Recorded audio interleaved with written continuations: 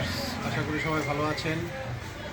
আমি আমার ফেসবুক প্ল্যাটফর্মের সকল মানুষদের উদ্দেশ্যে বলছি যে আপনারা যারা ফেসবুক ব্যবহার করেন তারা এটাকে পেশা হিসেবে অনেকেই নিয়ে ফেলেছে, এটাকে পেশা হিসেবে গ্রহণ করেছে।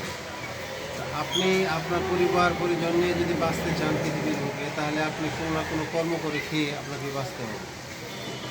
কোনো না কোনো এক সময় দেখবেন যে এই তথ্য প্রযুক্তির ক্ষেত্রে বিপ্লব ঘটে গেছে, তখন কিন্তু একটা বিশৃঙ্খল অবস্থার মধ্যে পড়ে যাবে।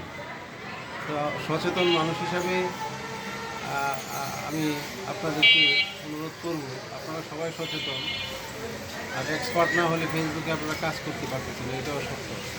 কারণ কেউ যদি আপনারা এরকম মনে করে থাকেন যে আমি আমার সংসারের কাজকর্ম ফেলে রেখে, দায়িত্ব ফেলে রেখে, আমার কর্ম ফেলে রেখে শুধু ফেসবুক নিয়ে সারাদিন রাত 2টা 3টা পর্যন্ত আপনি ব্যস্ত থাকবেন, তাহলে এটা আপনার শরীরের ক্ষতি হবে, আপনার সংসারের ক্ষতি হবে, আপনার বিশৃঙ্খলার মধ্যে পড়ে যাবেন যে কোনো সময়, যে কোনো বিষয় নিয়ে। অতীতেও দেখা গেছে যে যখন ডেস্টিনি এই 2000 ছিল, তখন দেখা গেছে কাউকে জিজ্ঞাসা করলে বলতো যে আমি ডেস্টিনিতে চাকরি করি। আমরা তো কেউ ফেসবুকে চাকরি করি না। এ কাজেই আমি মনে করি আপনারা মূল একটি কাজকর্ম করে আপনার পরিবারকে যেভাবে আপনি চালাতে চান ওইভাবে একটা কাজকর্ম জোগাড় করে নেবেন।